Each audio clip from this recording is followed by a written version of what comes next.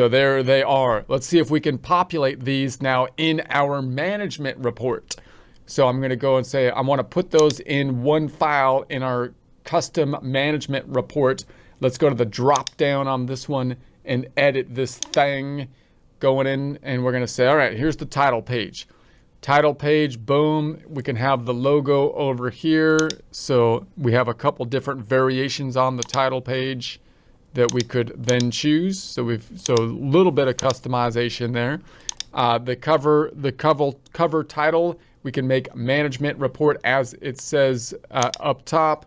So I could just call it financial statement, just to switch it up, just to see the change, financial. And then company subtitle, if we wanted one here, report period for the period ended and so on. Notice we have the terminology here for the period ended, remembering that the balance sheet is as of a point in time, but the income statement is a performance statement. So this is going to tell us this is for the period, the period ended. If it was a year, like if you're given the report at the end of January and you only have 1 month of data, you might say, for that period ended or for the 1 month ended or something like that. Whereas if it was a year's report, you might say for the year ended. So by saying period ended, I'm just trying to point out that that's going to be somewhat of a broader term because we don't know what the starting point is. If I said year ended, it would be for the year. If it was a quarter ended, it'd be for the quarter. So you could have a different one for months versus quarters versus years. Preparation date, so I'll keep that prepared by. We could put our name here if we want. For management use only, okay. We got the preview button, more options, where we have the header, company name, report, and we could put information on the header and footer. So I'm going to say okay. And then we have the save button, save and close, save as, and so on and so forth.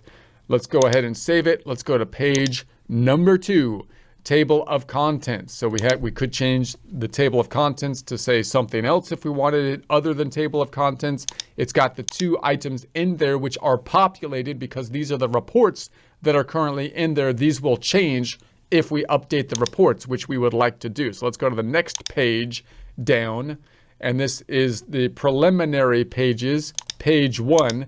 So we could put basically an introduction page if we want to, of some kind, as an intro page. We can add a new page if we want a long list of introduction pages, if we have a lot to say. And then we've got the reports. So these are the ones that are actually pulling in. Typically, they're pulling in the defaults from the standard report, right? From the standard tab. We want to pull the information in from the custom reports.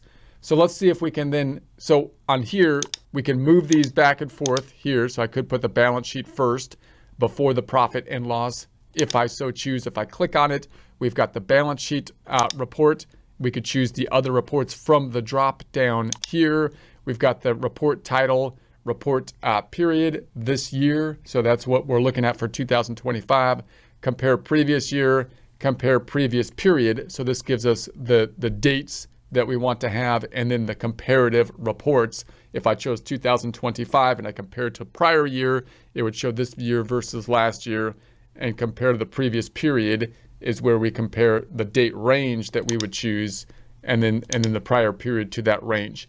Let's see if I can add a report. Basically up here we have this year, so we'll keep it that. Let's add one. Let's add a report. And so now we're going to say the report that we want is not coming from the standard reports. It's coming from the custom report. So on the right-hand side, you can see the custom reports are at the bottom. I'm going to choose this one first. So there's going to be our custom report. If I go into it, I don't want on the name of the report for it to show the group of month end. Otherwise, that's going to show up in the table of contents. So I'm going to remove this bit, and then we'll keep this year, the summary report this year. So I'll go ahead and say if I can save that. And then let's add another one. And let's say this is going to be dropping it down. Choom, the second one. And then I'll go into that and I'll remove in the name this bit. And so this is the horizontal analysis from, and it already checked it off for me, right? So it gave me the range and then it checked it off because I had a comparative report. So that looks good.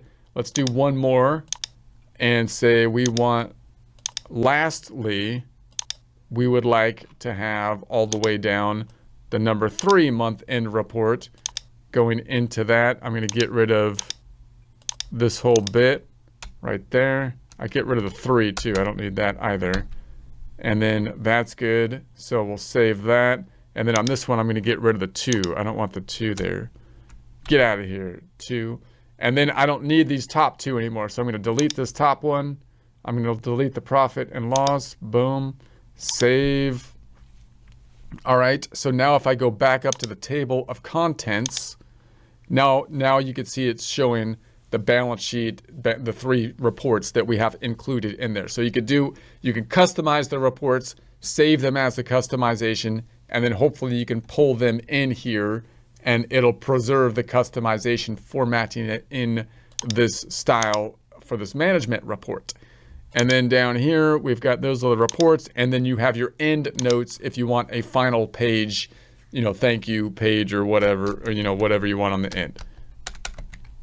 Thank you or something. So let's go ahead and save that, and then we will preview this one.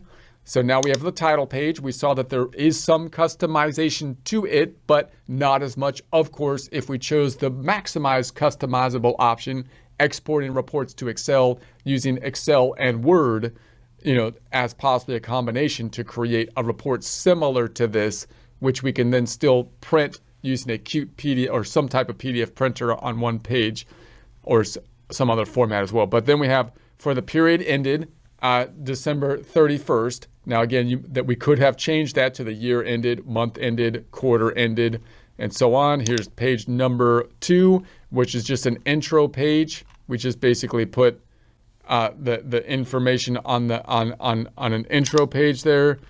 And then where are the reports? Que paso aquí? Let's close this. And I accidentally, as I'm clicking on these, closed it with a little eyeball here. So don't close it in the eyeball. Now, so that means you might want to close, like if you didn't use this last page, you can close it with the eyeball. All right, let's try that again. Let's take a look at it again. Preview this thingy. So there it is, boom. So there's my table of contents, okay. And there's my intro. And so here's my balance sheet report. So, okay, and then next we have the balance sheet horizontal analysis, and then the end of that, and then we've got the balance sheet vertical analysis, the 3 reports that we have added. You can see the formatting of it is a little bit different here. And so there we have that. We could save it as a PDF, provide it to the client within one PDF file, which is a little bit more customized. So this is kind of like the in-between option between simply printing the reports and giving it to a client on a cloud drive so that they can open up multiple reports, or doing a full customization, exporting the reports to Excel using Excel and possibly a Word combination for full customization capability that could then still allow you to print the reports to one PDF file that you can then provide to a client. And so just one quick reminder, this kind of customization or making the reports as neat as possible is going to set you apart in terms of your capability. So just a little bit more customization using something like this, or even if you export it to Excel and change the font, made it just a little bit more customizable, could go a long way to differentiate, because many people that you're working with, they see the effort that you're putting in, which is being represented not with the numbers, because they might not even understand the numbers, but they can see that your effort's being put in at least by the fact that you care about the presentation, which hopefully will lead them to have an indication, which hopefully is proper, that you're doing good work to get the numbers right so that you can actually do what needs to be done at the end of the year for taxes, external reporting, whatever else needs to be done, whatever needs doing, dude.